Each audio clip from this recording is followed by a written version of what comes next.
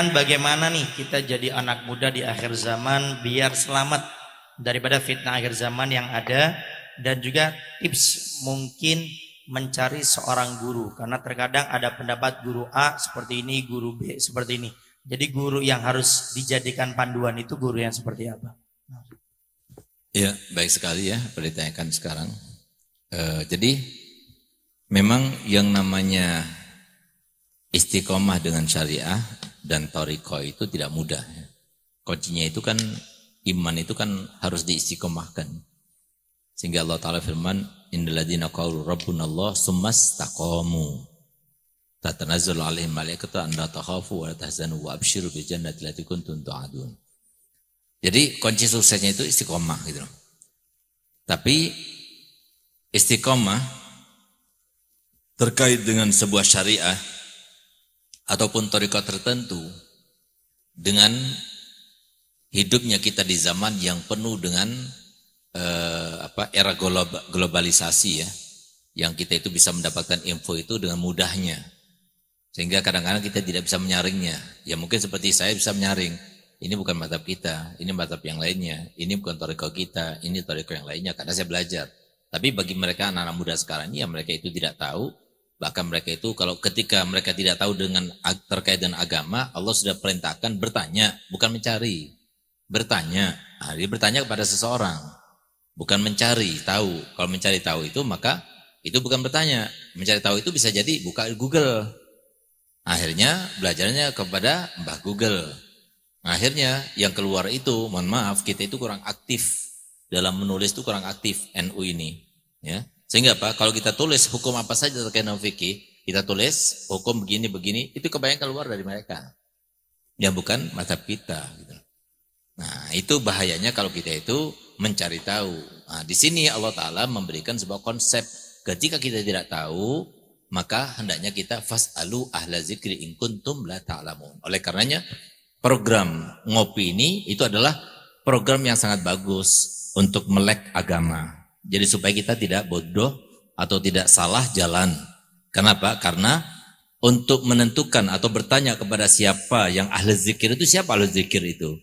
Ahli zikir itu adalah kalau kita itu melihatnya kita ingat pada Allah, itu ahli zikir. Bukan yang berzikir terus, yang pegang tasbih terus, bukan. Artinya apa?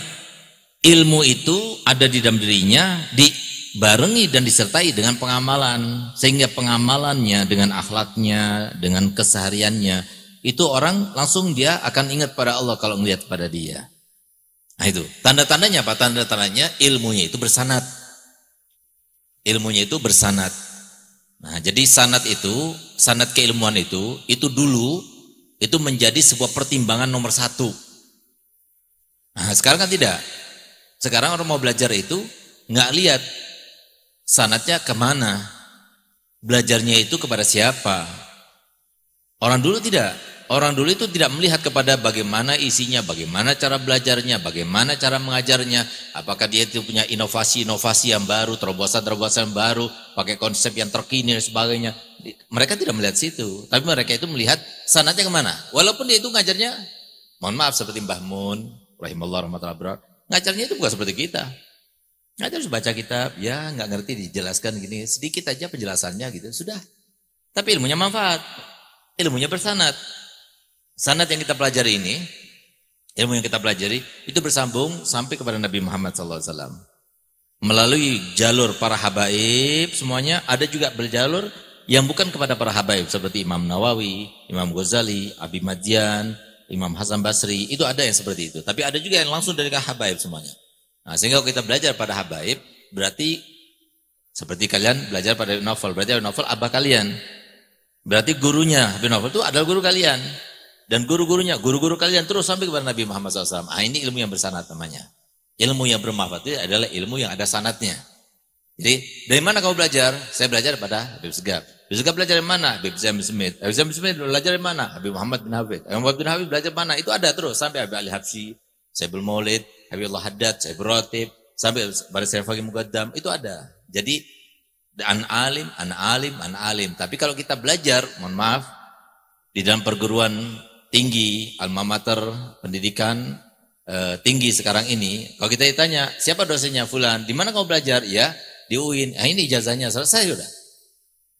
Ini belajar dari mana nggak tahu. Ini dari mana nggak tahu. Nah, kalau kita nggak, ilmu yang bersanad itulah ilmu yang barokah, ilmu yang barat. Bukan berarti ilmu yang tidak bersanad itu tidak barokah. Ya barokah juga, cuma ini adalah bersambung.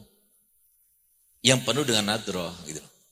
Oleh karena itu maka untuk supaya kita tidak terombang-ambing dengan kehidupan fitnah yang begitu dahsyat di akhir zaman ini, pertama yang harus kita lakukan istiqomah hadir majelis taklim.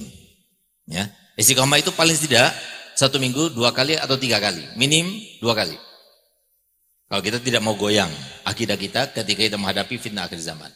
Yang kedua, kita harus melihat-lihat siapa guru kita. Yang ketiga, kita harus menjaga lingkungan kita. Dengan 3 hal ini maka insya Allah akan kita bisa mudah menjaga akidah kita, thariqah kita, dan kesenangan kita dan keaslian kita untuk selalu berada dalam taat kepada Allah SWT. Tapi kalau tidak, maka lingkungan sekarang ini sangat luar biasa sampai ada sebuah istilah begini. Kalau seumpama seorang murid diawasi oleh gurunya 24 jam, dengan adanya fitnah yang begitu dahsyat di akhir zaman sekarang ini, masih kalah dengan lingkungannya. Apalagi tidak ada yang mengawasi. Ini keadaan zaman sekarang ini. Nah, oleh karenanya, jadi selain daripada kita menerapkan 3 konsep tadi, ditambah lagi 1 lagi, apa itu? Doa kepada Allah. Supaya tetap jaga. Waktu baca Fatihah jangan lupa dihadirkan doa itu. Jangan cuma membaca saja, tapi dihadirkan artinya. Betul-betul memohon kepada Allah. Apa itu?